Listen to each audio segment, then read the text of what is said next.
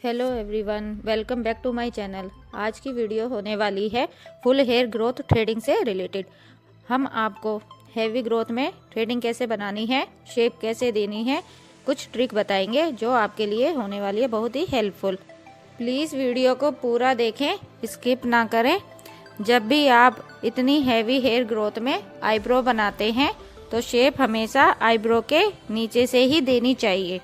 Threading बनाते time आपको इस बात का ध्यान देना है कि थ्रेडिंग का जो लास्ट वाला हेयर है हमें गाइडलाइन वहीं से बनानी है। अब हम गाइडलाइन को फॉलो करेंगे। धागे को उठाना नहीं है, रख के चलाना है।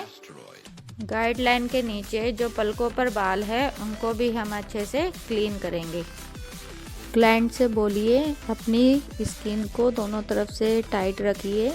अगर थ्रेडिंग हल्की सी भी लूज़ है तो उन्हें बताइए टाइट रखिए, वरना वो कट लग सकता है। कैंची से एक्स्ट्रा हेयर को कट करेंगे। उसके बाद धीरे धीरे अपने धागे को गाइडलाइन पे रख के दो दो चार चार बाल निकालिए। देखना गाइडलाइन बनती चली जाएगी।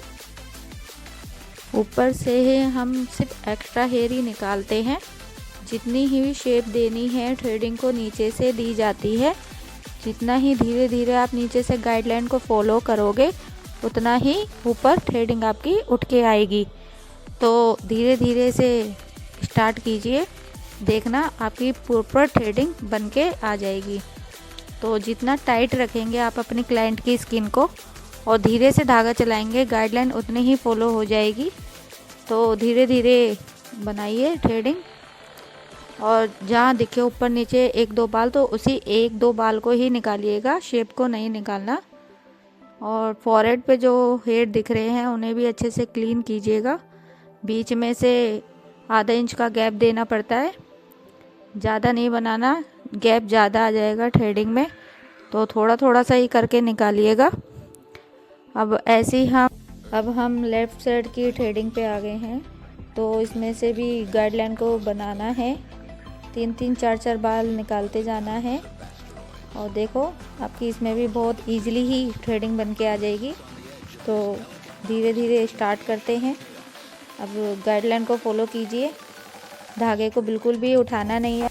अब अपने क्लाइंट से पूछना है कि उन्हें कैसी शेप चाहिए। क्लाइंट के अनुसार ही हम उनको शेप देंगे। मेरे क्लाइंट की रिक्वायरमेंट थी कि उनको ओवल शेप चाहिए थी और मीडियम शेप चाहिए थी। तो हम अपने क्लाइंट के अनुसार ही उनकी शेप बना रहे हैं। लेफ़्ट साइड की थ्रेडिंग बनाने में जो दिक्कत आती है, पता नहीं होता कभी कभी कि हमें कितना बाल निकालना चाहिए। थ्रेडिंग में से पीछे से नहीं दिखता तो हम कितना हेयर निकाल रहे हैं। तो आपको सिर्फ थोड़ी थोड़ी लेके ही बाल गाइडलाइन तैयार करनी है, ज़्यादा बाल नहीं निकालने, छोटे छोटे ही ग्रोथ लेनी है आपको। एक्स्ट्रा हेयर निकालने से अब देखो धीरे धीरे अब हमारी शेप परफेक्ट निकल के आई है। तो क्लाइंट से बोलिएगा बीच में से शेप को पकड़वाए आप अपनी। बीच में से पकड़ने से थ्रेडिंग की जो शेप है वो एकदम परफेक्ट निकल के आती है।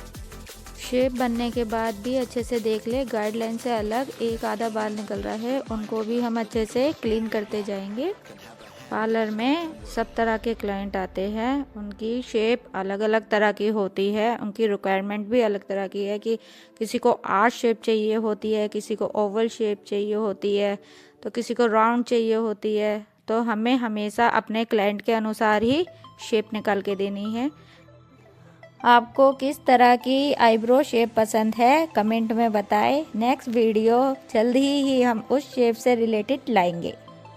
थ्रेडिंग बनाते टाइम फोरहेड पे आईब्रो के नीचे अक्सर छोटे छोटे बाल रह जाते हैं, तो उनको भी हम देखते हुए अच्छे से क्लीन करेंगे। और जब स्टिच करेंगे हम अपनी स्किन को तो वो दिखाई दे जाते हैं, जो छोटे छोटे हेयर रहते हैं वो बाद में देखने में बहुत ही बुरे लगते हैं। तो इस बात का देखिएगा कि नीचे से थ्रेडिंग के नीचे से जो छोटे छोटे हेयर रह गए हैं तो उनको अच्छे से निकालिएगा। कॉटन से अच्छे से साफ़ कीजिएगा छोटे छोटे हेयर जो उनकी थ्रेडिंग के आईब्रो के आसपास गिर जाते हैं, तो उनको अच्छे से साफ़ कीजिएगा। कुछ एक्स्ट्रा बाल जो एक दो हमारी थ्रेडिंग में आ जाता है, जैसे अब आ गया मेरी थ्रेडिंग में, मैंने अब ध्यान दिया तो उसको भी मैंने अच्छे से निकाल के क्लीन किया है। इससे आपकी जो थ्रेडिंग है वो एकदम शार्प दिखाई देने लगती है। मैंने फिर से कॉटन से क्लीन किया है, अच्छे से क्लीन कीजिएगा। जब हम अपने क्लाइंट की थ्रेडिंग को अच्छे से पकड़ते हैं तो देखना 1-2 एक्स्ट्रा हेयर निकल आते हैं, तो थ्रेडिंग कॉम जो आता है उसको अच्छे से कॉम करके, और जो 1-2 बाल ऊपर की साइड शेप से बाहर आ रहे हैं उनको कट करना, और उसके बाद फिर वहाँ से क्लीन कीजिएगा। अब इस पर हम जेल अप्लाई करेंगे।